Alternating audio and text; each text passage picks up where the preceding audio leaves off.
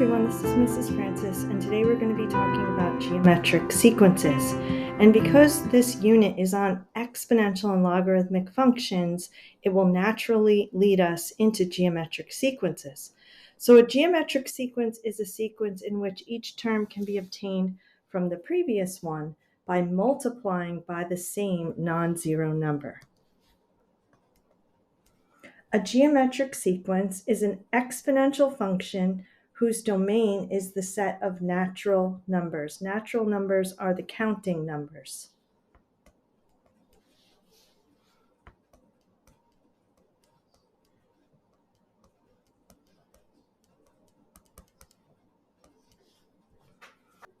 So if you notice here, we're multiplying by 5. 2 times 5 is 10. 10 times 5 is 50. 5 times 50 is 250. Right? So in this sequence, each term is being obtained by multiplying the previous term by 5. Now, the common ratio is the number that we are multiplying by. And the way we can find that is we would take any term and divide it by the term before. So 10 divided by 2 gives us 5. Or we could use 50 divided by 10, that gives us 5. Or 250 divided by 50, that gives us 5. That's how we would find what we're multiplying by, or what we call the common ratio. Another sequence we have here is 2, -10, 50, -250. And we notice that if you do -10 divided by 2, we get -5. So our common ratio is -5. So here we're talking about the general term formula. If we know that a sequence is geometric, we can use this formula to find the value of any term in the sequence. Now, if you're trying to find the third or the fourth term, it's pretty easy. But if you wanted to find like the 100th term, that's when you would come in and use what we call the general term formula. We're going to use U sub n to represent the term number. N is the number of the term you want to find. U sub 1 is going to be the value of the first term in the sequence. R is my common ratio. Okay, so the power of R is going to be 1 less than the term number. And here's the formula. This goes with the formula booklet for the course. We will always give you the formula. So we're on the second page. Let's go ahead and practice that. The first part of number 1, we have a sequence, and it says show that it is geometric. If I want to show that a sequence is geometric, again, I take each term and divide it by the term before it, and I should get the same value. So if I take 1/2 divided by 1, I get 1/2. If I do 1 divided by 2, I get 1/2. If I do 2 divided by 4, I get 1/2.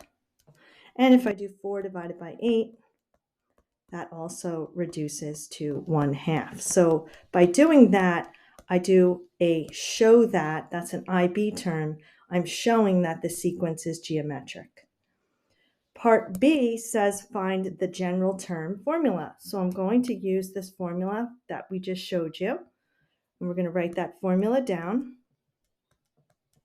And what I'm going to replace in this formula, I'm going to replace the value of the first term, and I'm going to replace R, and I'm not going to touch anything else in the formula. So I have U sub n, the value of the first term, U sub 1, is 8. And we've already identified that R is equal to 1/2.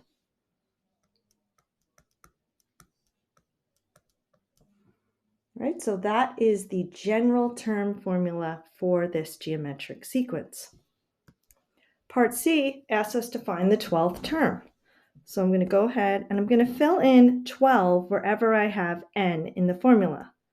So I have 12 because I have n here and I have n here.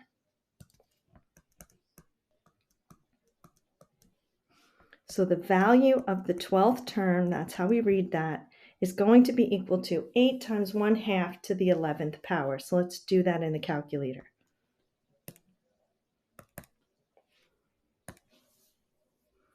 All right, I get a decimal, not so nice to look at. I'm going to see if it converts to a nicer fraction. I go to math, I go to frac, And that I think is a little bit easier to look at. We have 1 over 256.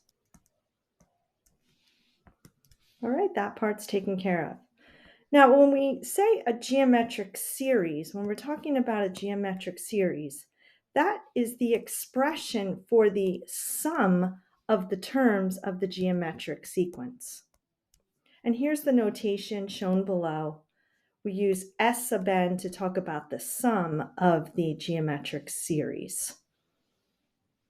Now, there is a formula that goes with the sum of a finite geometric series. In a little bit, we'll talk about an infinite geometric series. This is the formula. Of course, you will be given this formula. You're going to be using the value of the first term.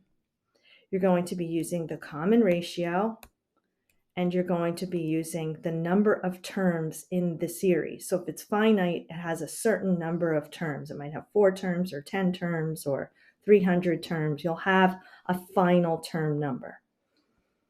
So let's practice that. It says identify a sub 1, r, and n, and then evaluate. Evaluate is a special word that means find the sum. So the value of the first term is very easy. It's just the value of the first term. So we literally just write a sub 1 equals 3. We're going to find r. We could take any term we want, and divide it by the term before. So easiest would be take 6 and divide it by 3. So 6 divided by 3, and that gives me 2. And lastly, I'm going to find the number of terms, so I just have to count 1, 2, 3, 4, 5, 6. There's 6 terms in my series, and I'm going to now evaluate. So I'm just going to rewrite this formula here, the one that's right above. So I want to find the sum of the 6 terms because I know n is 6. And I have everything noted here in case you get confused. Everything is right here. So wherever you see n, you're replacing it with 6. Wherever you see r, you're replacing it with 2. And if you have u sub 1 in the formula, we have it right here. We call it a sub 1. Sometimes we call it u sub 1. They mean the same thing. A sub 1 and u sub 1 are interchangeable for meaning the value of the first term. So our value of our first term is 3. We have 2 to the 6th power and 1 minus 2. So we're going to go ahead and put that in our calculator. Now, a handy button to use when you have a complicated fraction like that, if you do alpha y equals, you'll get this fraction here. So you can just hit enter, and it just makes it a little bit easier to enter. So we have 3. We have 1 minus 2 to the 6th. Over 1 minus 2, or you could just put negative 1. All right, and we get 189. All right, so we found those for the first one, and what I'd like to do is pause the video right here and see if you can try number 3 and come back when you're ready. All right, so the value of the first term is negative 45. R is going to be 135 divided by negative 45. That becomes negative 3, so r is negative 3. And the number of terms, we just count 1, 2, 3, 4, 5. So we found the value of the first term, the common ratio, and the number of terms. Now we're going to evaluate the series, which means find the sum. Now, be very careful when you write this out because you do need to use parentheses around this negative in here because we want to raise negative 3/5 to the 5th power. And if you just put negative 3 to the 5th in your calculator, you're going to get the wrong answer. I'll show you what I mean in a second.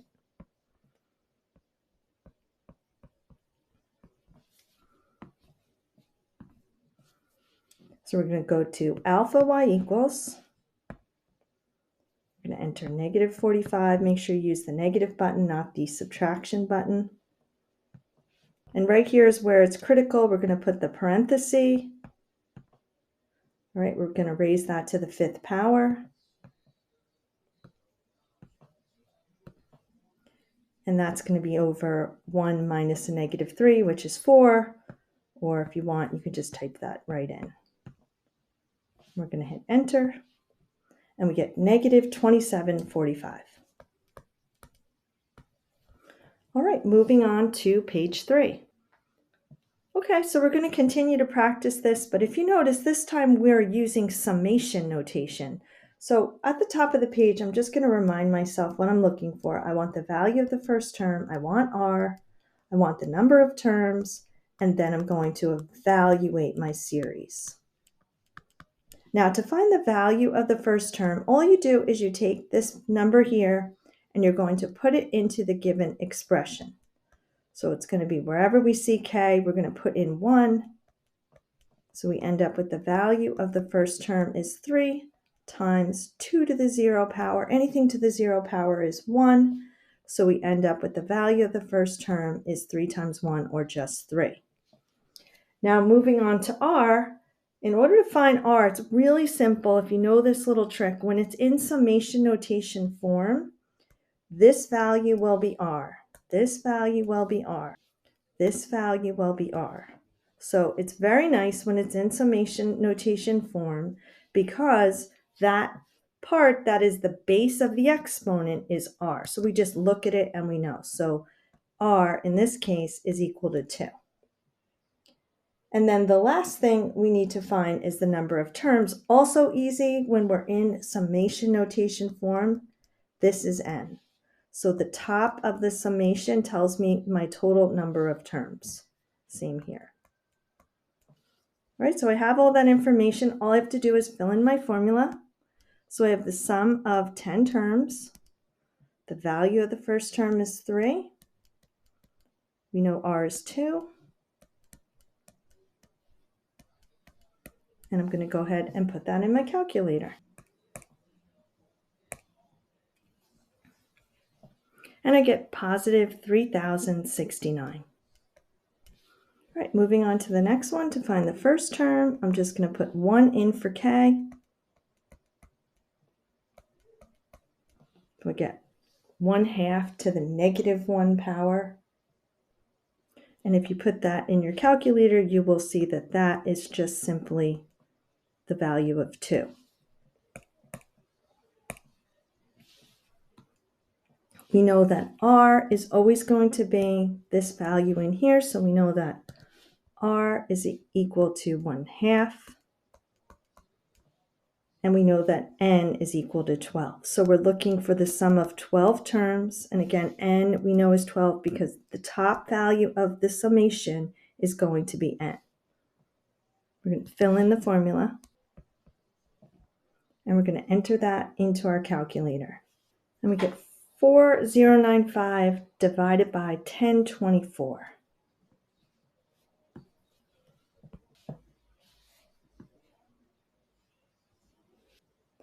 All right, the last one, I would say pause, try it on your own, and come back when you're ready. The value of the first term, we're going to put 1 in where k is. So the value of the first term is negative 12. We look at the equation and we know that this is r.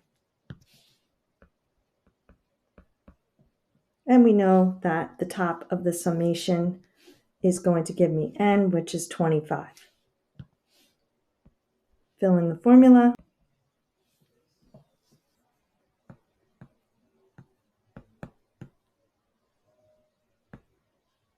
Right, we get a really big number here, negative 134,217,732. All right, moving on, we have evaluating now an infinite geometric series. We've been looking at finite geometric series, finite meaning they have an end, infinite meaning they just go on forever. So in some cases with an infinite geometric series, you can evaluate it. But what does that mean if it goes on forever? How can we find a sum, right? Because evaluate means find a sum. It's a little confusing. If we know the common ratio, the absolute value of the common ratio is less than 1, we say that the series converges, meaning it gets closer and closer to a certain number what we would refer to as a sum. So we have an example here where we have 4 plus 2 plus 1, and that series is getting closer and closer to a certain sum.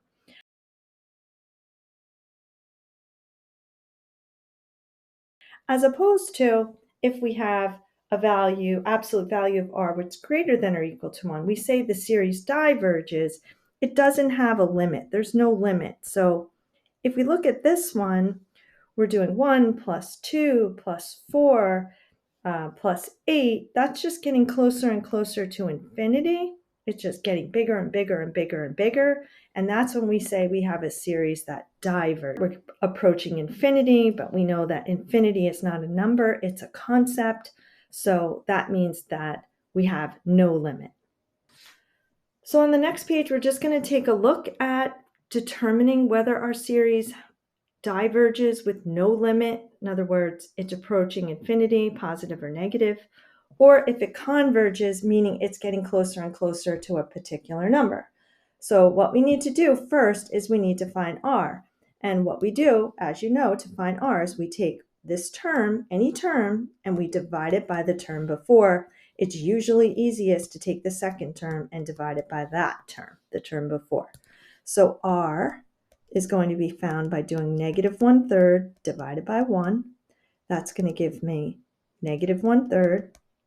I need to look at the absolute value of negative 1/3. The absolute value of that is just positive 1/3. So is that less than 1 or is that greater than or equal to 1? Well, 1/3 is less than 1. Since it's less than 1, we know that the series converges and has a sum. Right? Let's take a look at the next one. We have r. We're going to take 1/5 divided by 1. Gives me 1/5. The absolute value of 1/5 is just 1/5. 1/5 is also less than 1. So we know this series converges. All right, why don't you try the next two when you're ready and see if you can solve them. Come back when you feel like you have the right answers. In this case, r is equal to 8 divided by 4. R is equal to 2. The absolute value of 2, of course, is just 2.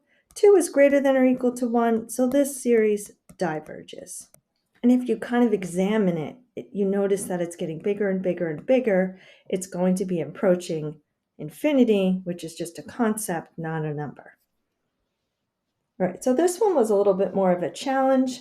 In order to find r, we had to find the values of the first two terms, and then we could use that information to find r. So the value of the first term, we just put 1 in there. The value of the first term is going to be 5. And to find the value of the second term, you just put 2 in there. In this case, we get 10. So now we can find r, because our series goes 5, 10, ...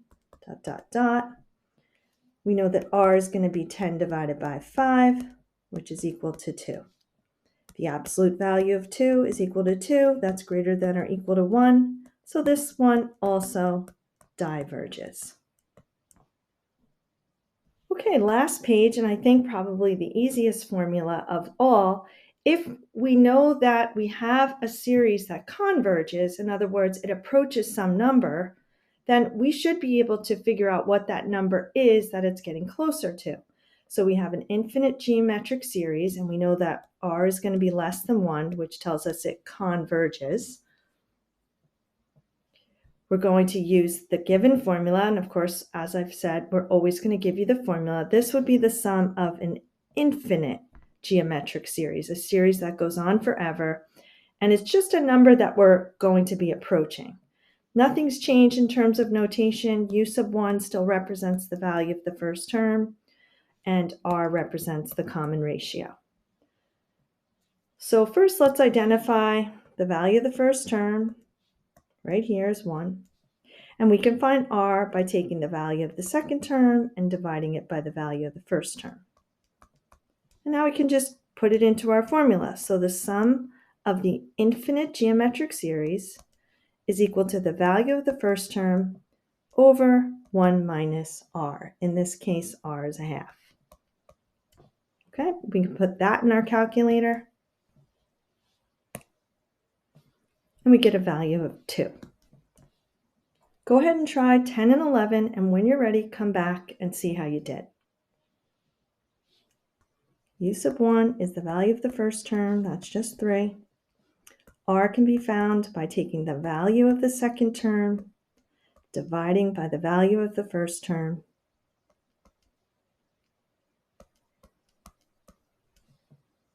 And we go ahead and fill in the information into our formula, the value of the first term, which is 3, over 1 minus r, and just be careful to use parentheses when you put this in your calculator.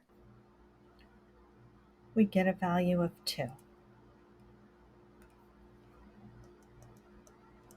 All right, last one, we're going to find the value of the first term and the second term, and then we can find the value of r. So the first term, we put 1 in for k. For the second term, we put 2 in for k.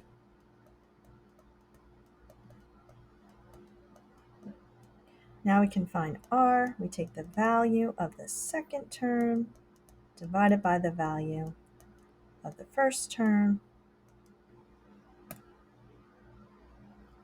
and we get 0.25, or 1/4.